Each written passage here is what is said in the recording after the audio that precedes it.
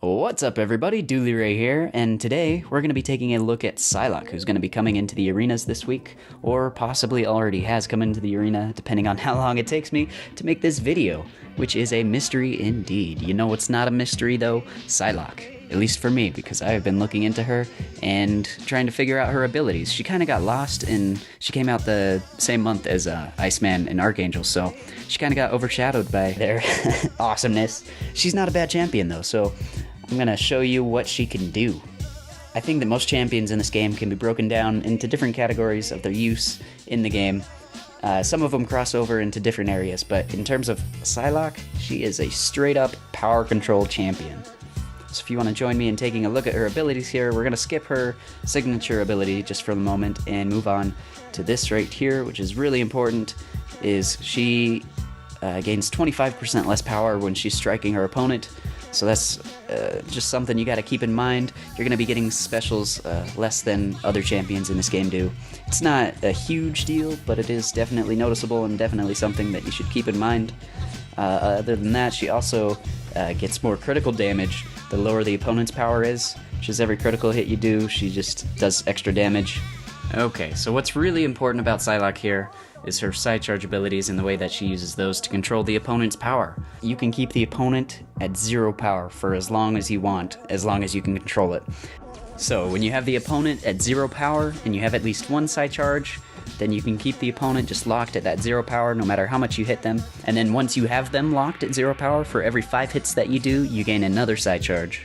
And when you start out a fight, you don't have any side charges, and the way to start getting side charges is by getting an opponent to fill a bar of power, and when they do, you get a side charge.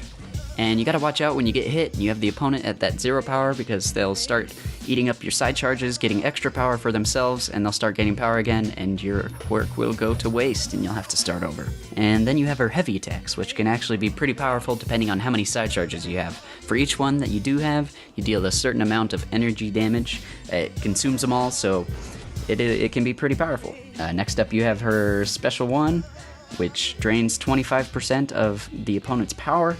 And if you take them from that threshold of just above a special to below a special, you will gain a bar of power, which can sometimes lead into a loop of just doing special ones over and over again. If that's the playstyle you want to use, then you can definitely do that. Next up you have her special attack 2, which is a power lock that it puts onto the opponent for 6 seconds, and it also gives you a bar of power after you use that.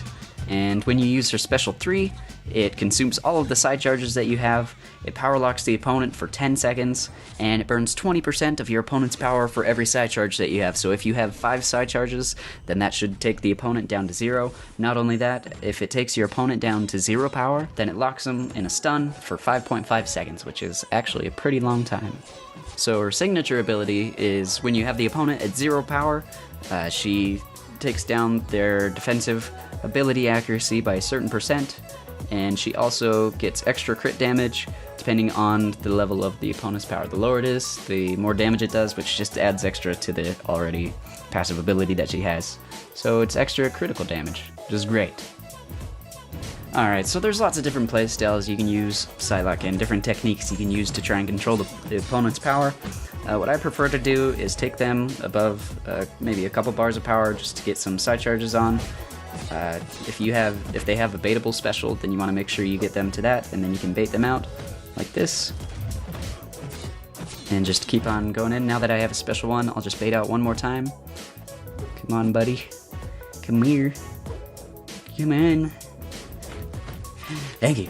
Okay, so you go like that, and then you can just hop in, use special one when they're under a bar of power, so they have 0 power now, and then they're just power locked there for as long as you need them to be. And just, if you want to be careful while you have them locked there, you can use a special 2, just keep them power locked, so if they hit you, you mess up, they actually don't get any power, they stay at 0, and you can just keep going. But I messed up there, so let's just show what she can do against a magic who you want to keep at 0 power so she doesn't gain any limbos.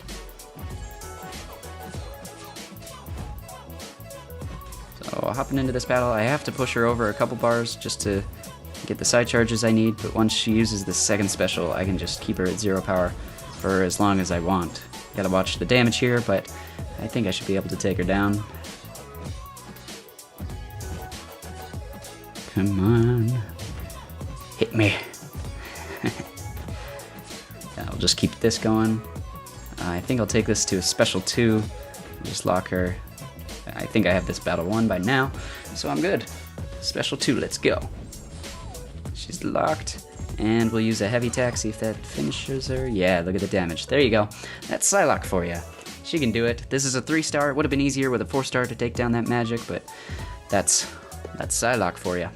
So, all things considered, Psylocke is actually a pretty good champion. She's not the best. There are better options, I would say, for power control and maybe vision or magic, but she is definitely an option. I'd say her greatest weakness is probably her damage output. She just does not have a good output. If there was one thing that I could do to upgrade her at all, I would make it so that in her signature ability, if you have her awakened, she gains 1 side charge at the beginning of any battle, just so that you could keep the opponent locked at 0 power from the get-go. I feel like that would make her a much more desirable champion, but she's really not that bad. I enjoy playing as her. I enjoy her animations. She's smooth and fun to play as. Really, if you need somebody who can control an opponent's power on your team, then she is a worthy addition. In the end, compared to all other champions in this game, I would rate her 4 out of 6 stars. What does that mean? I have no idea. But yeah, compared to everybody else, she falls sort of just above like a mid-tier champion. She's usable, and she's good for power control. So there you go. Is she worth going for in the arena?